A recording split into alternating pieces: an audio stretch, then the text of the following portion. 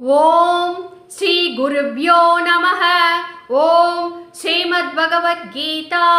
கிருஷ்ணனின் கீதையின் ஒரு துளி என்கின்ற அந்த யூடியூப் சேனலை பார்த்து கொண்டிருக்கும் அனைத்து சகோதர சகோதரிகளுக்கும் அடியனின் அன்பான வணக்கங்கள். இன்றைக்கு நாம் பகவத்கீதை 13வது அத்தியாயம் சென்ற பதிவில் 8 ஸ்லோகங்கள் வரையில் உண்டான அர்த்தத்தை நாம் பார்த்தோம். இப்பொழுது 9வது ஸ்லோகத்தில் இந்த சேத்ரஜ்ய விபாக யோகத்தில் பகவான் கிருஷ்ணர் என்ன சொல்கிறார் என்பதை பார்த்தோம்.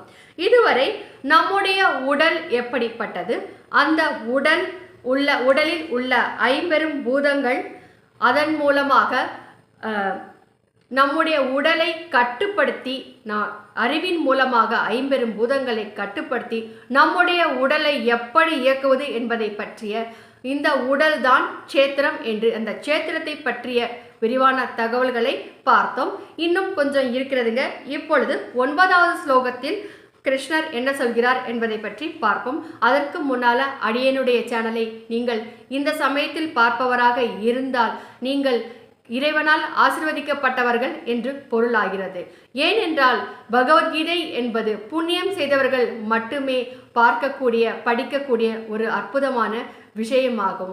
உங்களுடைய புண்ணிய காரியத்தின் பலனாகத்தான் இந்த பதிவை இப்பொழுது நீங்கள் பார்த்து கொண்டிருக்கிறீர்கள். ஆகவே இந்த சேனலை சப்ஸ்கிரைப் செய்து கொண்டு உங்கள் உறவினர்கள் நண்பர்களுக்கு அனுப்பும்படி ஷேர் செய்யும்படி கேட்டுக்கொள்கிறேன். இப்பொழுது 9வது ஸ்லோகம். மனைவி, மக்கள், வீடு, செல்வம் இவற்றில் பற்றின்மை. மனிதனாக பிறந்தவன் தன்னுடைய மனைவி, என்னோட வீடு, என்னோட பிள்ளைகள் அப்படின்னு யார் மேலேயும் அதிகமாக பற்று வைத்து கொள்ளாமல், தன்னுடையது என்ற எண்ணம் இல்லாமல், ஏனென்றால் நம்மை படைத்த இறைவன் நாம் வாழ்வதற்கான எல்லா விஷயங்களையும் நமக்கு செய்தது போல நம்முடைய பிள்ளைகளையும் அவரே பார்த்து கொள்வார் என்கின்ற எண்ணம் ஆழமாக இருந்து நம்முடைய காரியங்களை கடமைகளையும் மட்டுமே ஆற்றிக்கொண்டு பற்றில்லாமல் வாழ்ந்து இருக்க வேண்டும் என்று கூறுகிறார்.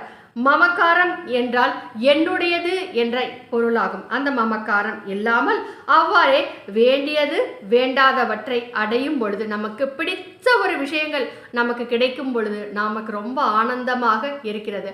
அதுவே பிடிக்காத ஒரு சில விஷயங்கள் நடக்கும் பொழுது நமக்கு துக்கம், துயரம், அழுகை எல்லாம் ஏற்படுகிறது.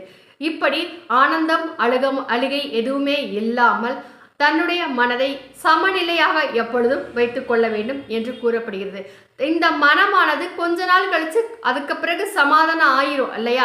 நாம் ஒரு கார் வாங்கணும், இல்லை நமக்கு பிடிச்ச வாகனம் வண்டி வாங்கணும் அப்படின்னு வைத்துக் கொள்ளுங்கள். அன்றைய தினம் சந்தோஷமா இருப்போமா, மறுநாள் சந்தோஷமா இருப்போமா, 3வது நாள் கொஞ்சம் சந்தோஷமா இருக்குமா, அதுக்கு பிறகு அது கொஞ்சம் கொஞ்சமா குறைஞ்சு அதுக்கு பிறகு அது நார்மலா ஆயிரும். அவ்வளவுதான். அதே போலதான் நாம் நம்முடைய உறவினர்களை இழக்கும் பொழுதும் அந்த நேரத்தில் நம்முடைய தாய் தந்தையராக இருந்தாலும் சரி, அந்த நேரத்தில் அது தெரிந்தவுடன் ஓன்னு அழுகிறோம். ஆனால் போக போக போக அதை ஏற்றுக்கொள்ளும் மனநிலையானது நாம் எல்லோருக்குமே வரத்தான் செய்கிறது அல்லவா? இந்த மனநிலை கொஞ்ச காலத்திற்கு பிறகு வருகிறது. ஆனால் அதை அந்தந்த சமயங்களிலேயே இதை ஏற்றுக்கொள்ளக்கூடிய மனதை உருவாக்கி கொண்டால் அதுதான் அமைதி நிலை என்று கூறப்படுகிறது. இதைத்தான் இறைவன் எதிர்பார்க்கிறார். மறதியை போல் ஒரு மாமருந்து இல்லை என்று கூறப்படுகிறது அல்லவா?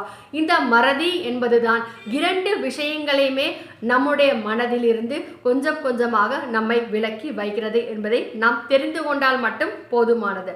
அதாவது சமபாவனையுடன் இருத்தல் வேண்டும் என்று கூறப்படுகிறது. பரமேஸ்வரனான என்னிடத்தில் வேறு எதையும் எண்ணாத யோகத்தின் மூலம் பிறளாத பக்தி என்று வைத்திருக்க வேண்டும் என்று கூறப்படுகிறது. பிறளாத பக்தி என்றால் இறைவன் மீது குறை காணாமல் தொடர்ந்து அவருடைய நாமத்தையும் தொடர்ந்து அவருடைய பாடல்களையும் அல்லது சத்சங்கங்களில் சென்று பங்கு கொள்ளுதல், இது போன்ற விஷயங்களை தொடர்ந்து செய்து கொண்டே இருப்பது. அது மட்டும் அல்லாமல் தனிமையில் தூய்மையான இடத்தில் வாழும் இயல்பு, தன்னுடைய சுற்றார் உற்றார் உறவினர்களுடன் இருந்து தம்மை தனிமைப்படுத்தி தனிமையில் வாழும் இயல்பு என்றால் அதுக்காக தனியாக ஒரு வீடு கட்டிட்டு தனியாக வீட்டில் போய் வாழணும் அப்படிங்கிற அவசியம் கிடையாது சகோதர சகோதரிகளே. மக்களிடமிருந்து தன்னுடைய மனதை விலக்கி வைத்துக்கொண்டு இறை நாமத்தில் இறை வழிபாட்டில் ஈடுபட வேண்டும் என்பதுதான் இதற்கு உண்டான பொருளாகிறது. உலகியலில் ஈடுபாடு கொண்ட மனிதர்களுடைய கூட்டத்தில் விருப்பம் கொள்ளாதிருத்தல். நிறைய இந்த உலகியலில் ஈடுபாடு கொண்டு மது, அதற்கு பிறகு மாது, சூதாட்டம் என்று இது போன்ற விஷயங்களில் எல்லாம் ஈடுபடும் நபர்களிடமும், தீய பழக்க வழக்கங்கள் உள்ள நபர்களிடமும், அது மட்டும் அல்லாமல் தீய குணங்கள் உள்ள பழக்க வழக்கங்கள் மட்டுமே கிடையாது, தீய குணங்கள் உள்ள ஒரு சிலர் இருப்பாங்க. இவர் பக்கத்து வீட்டில் என்ன சண்டை வந்தாலும் சரி அதை உற்சாகமாக ஆனந்தமாக கேட்பது, சொந்தக்காரங்களுக்கு இடையே வந்து போட்டி பொறாமையின் காரணமாக அவர்களுக்கிடையே சண்டை மூட்டுவது, இது போன்ற ஒரு மட்டரகமான ஒரு குணங்களுடன் ஒரு சிலர் இருப்பார்கள். அப்படிப்பட்ட மனிதர்களிடமிருந்து கொஞ்சம் விலகி இருந்து இறை வழிபாட்டில் ஈடுபடுவது சிறந்தது என்றே கூறுகிறார் கிருஷ்ணர். அவ்வளவுதாங்க. இப்பொழுது 16வது ஸ்லோகம். அத்தியாத்ம ஞானத்தில் எப்பொழுதும் நிலைத்து நிற்றல். தத்துவ ஞானத்தின் பொருளான பரமாத்மாவையே தரிசனம் செய்தல், இவையெல்லாம் ஞானம் என்றும்.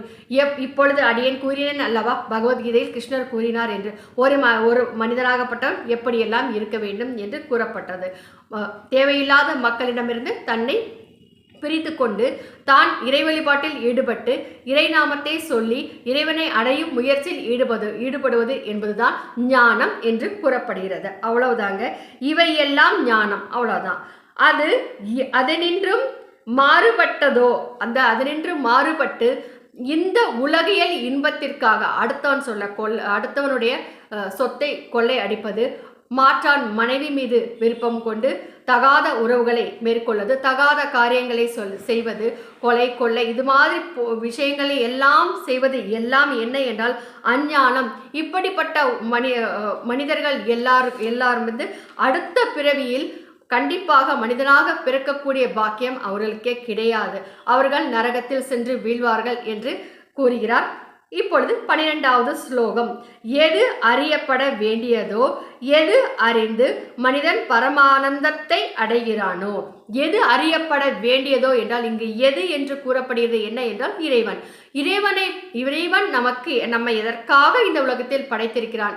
நாம் இந்த துயரங்களிலெல்லாம் விடுபட வேண்டும் என்றால் நம்முடைய மனதை எப்படி பக்குவப்படுத்தி கொண்டு வாழ வேண்டும் என்கின்ற விஷயங்களை எல்லாம் தெரிந்து கொண்டு எதை அறிந்து மனிதன் பரமானந்தத்தை அடைகிறானோ. இப்படி இறைவனை சென்று அடைவதற்கான நெறிமுறைகளை நாம் அடையும் பொழுது, அதை வாழ்க்கையில் பின்பற்றும் பொழுது மட்டுமே பரமானந்தத்தை அடைய முடியும். அதை விளக்கி கூறுகிறேன் அப்படின்னு சொல்றாருங்க. அந்த ஆதியில்லாத பரபிரம்மம் சத் என்றும் கூறப்படுவதில்லை, அசத் என்றும் கூறப்படுவதில்லை. பரபிரம்மம் என்று சொல்லப்படுவதுதான் உச்ச சக்தியாக கூறப்படுகின்ற முதற்கடவுள், முழு முதற்கடவுள். சத் என்றால் உயிரோடு உள்ளது என்று பொருள், அசத் என்றால் உயிர் அற்றது என்று பொருள். இந்த பரபிரம்மத்திற்கு உயிர் உண்டு. உயிர் என்பது உள்ளது என்றால் அதற்கு பிறகு மரணம் என்பதும் உள்ளது என்று பொருளாகிறது. ஆகவே இது உயிருடன் உள்ளது என்றும் சொல்ல முடியாது, உயிர் அற்றது என்றும் கூற முடியாது என்று சொல்லப்படுகிறது. ஏனென்றால் தான் தோன்றியவன். இந்த பரபிரம்மத்திற்கு பிறவி என்பது கிடையாது, இறப்பு என்பதும் கிடையாது. அது எங்கும் கைகால்களை உடையது. பரபிரம்மம் எங்கெல்லாம் இருக்கிறது, கடவுள் எங்கெல்லாம் இருக்கிறார் என்றால் இந்த உலகத்தில் எல்லா இடங்களிலும் நீக்கமர நிறைந்திருக்கிறார். என்னுள்ளும் இருக்கிறார். இந்த பதிவை கேட்டுக்கொண்டிருக்கும் உங்கள் உள்ளும் இருக்கிறார். இந்த பதிவை வந்து உங்களுக்கு அனுப்புகிறத இந்த செல்போன், இந்த உயிரற்ற பொருள், இதிலும் வந்து இறைவன் வீற்றிருக்கிறார் என்பதை நாம் தெரிந்து கொள்ள வேண்டும். அது எங்கும் கைகால்களை உடையது, எங்கும் கண் தலை முகங்களோடு கூடியது, எங்கும் காதுகளை உடையது. ஏனெனில் அது உலகில் அனைத்தையும் வியாபித்து நிற்கிறது. அனைத்தையுமே, தூணிலும் இருப்பான், துரும்பிலும் இருப்பான். தூணில் இருந்து வெளிவந்தவன் தான் நரசிம்மமூர்த்தி அல்லவா.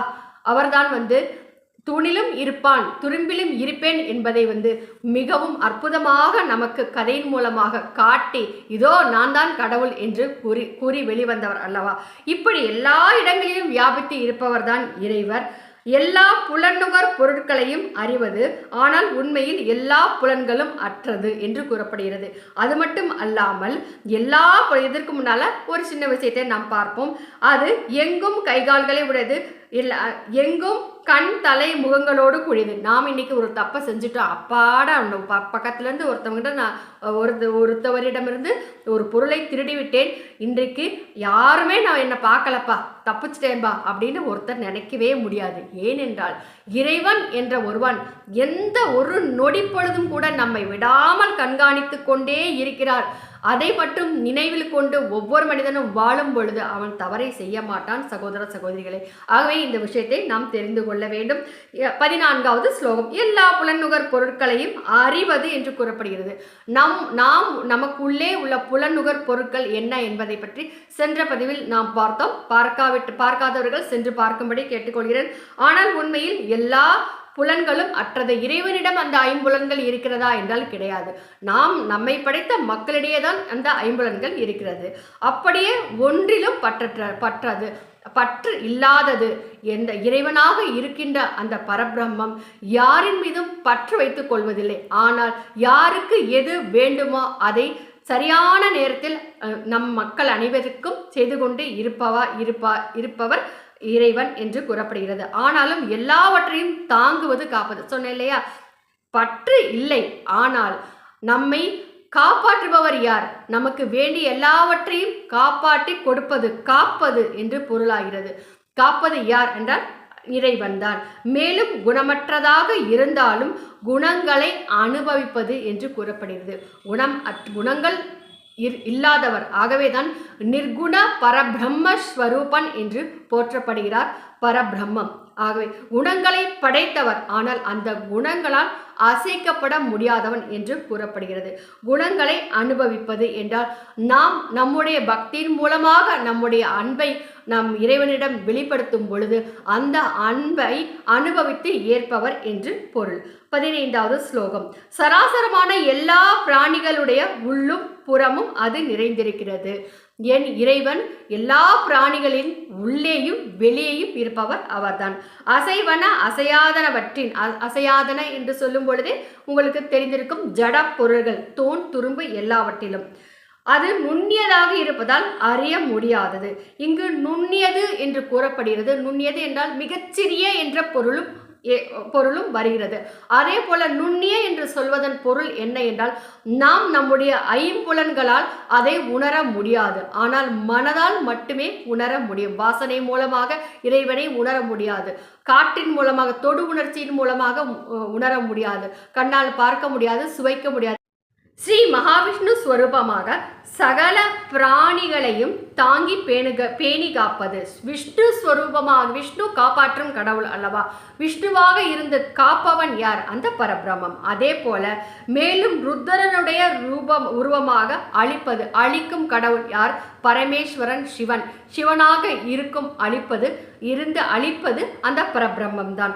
அதே போல அப்படியே பிரம்மாவின் உருவமாக எல்லோரையும் படைப்பது, பிரம்மா தான் எல்லாரையும் படைக்கிறார். அப்படி படைப்பதும் பிரம்மாவாக இருப்பதும் பரபிரம்மே என்று மிகவும் அழகாக பகவத்கீதையில் 16வது ஸ்லோகம் வரை மிக அழகாக கூறப்பட்டிருக்கிறது. இப்பொழுது 17வது ஸ்லோகத்தில் மேலும் பரபிரம்மத்தின் லீலைகள் எப்படிப்பட்டது என்பதை நாம் அடுத்த பதிவில் பார்ப்போம். அதுவரை உங்களிடம் இருந்து வணக்கம் கூறி விடைபெறும் இவள் தமிழ்நாடு மதுரையில் மதுரை கல்லூரி அருகே ஜீவசமாதி அடைந்துள்ள ஸ்ரீ சிவானந்த சரஸ்வதி சுவாமிகளின் பேத்தி ரஜுலா விஜயராகவன். நன்றி.